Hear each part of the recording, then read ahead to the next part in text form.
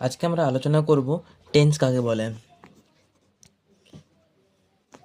Tense tense বলে কাকে বলে আগে জানে নি।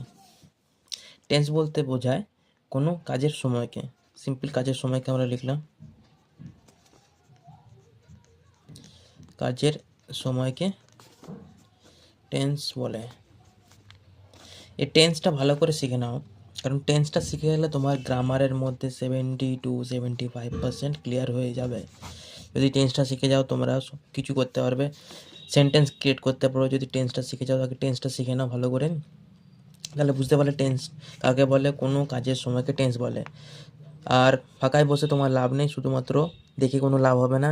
তাই নোটবুকটা বের করো, নোটবুকটা বের করে লিখতে চালু করো টেন্স কাকে বলে। এবার টেন্সের আমরা টেন্সের এবার টাইপসটা করি। কয় প্রকার টেন্স হয়? টাইপস। টেন্সের টাইপ হয় প্রেজেন্ট, সেকেন্ড হবে পাস্ট, থার্ড হবে ফিউচার,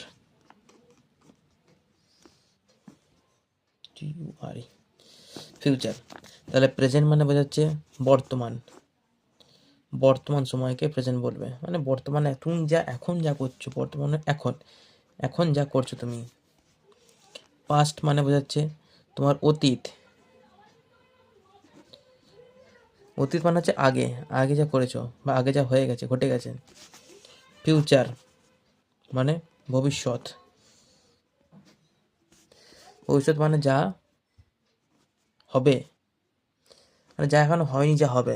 তাহলে বুঝতে পারলে প্রেজেন্ট মানে হচ্ছে বর্তমানকে বোঝাচ্ছে, বর্তমান সময়কে বোঝাচ্ছে, মানে এই সময়টাকে।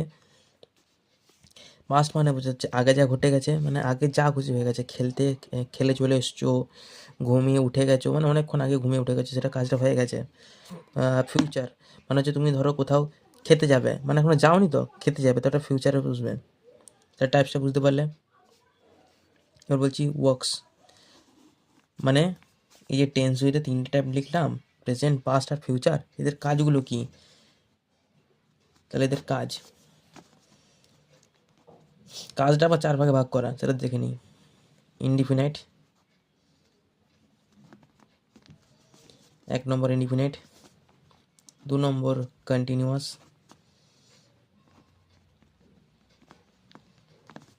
3 নম্বর পারফেক্ট,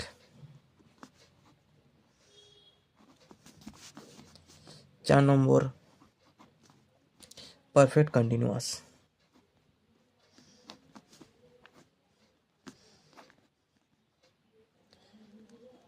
এর কাজ করবে মানে এই যে তিনটে টেন্স আমরা এখানে লিখলাম, প্রেজেন্ট, পাস্ট, ফিউচার টাইপসের ঘরে। তো এই প্রেজেন্ট টেন্সটা কি কাজ করবে? প্রেজেন্ট টেন্সটাতে কাজ করবে ইনডিফিনাইট, মানে কাজ করে বলতে প্রেজেন্ট ইনডিফিনাইট কাকে বলে, এর কাজ কি। তারপরে প্রেজেন্ট দিয়ে কাজ হবে প্রেজেন্ট কন্টিনিউয়াস কাকে বলে, এর কাজ কি। প্রেজেন্ট পারফেক্ট কাকে বলে, এর কাজ কি।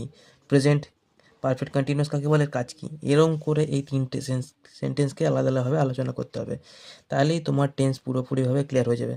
আশা করি বুঝতে পেরেছো জিনিসটা। যদি ভিডিওটা ভালো লেগে থাকে লাইক করে দাও, শেয়ার করে দাও, সাবস্ক্রাইব করে দাও।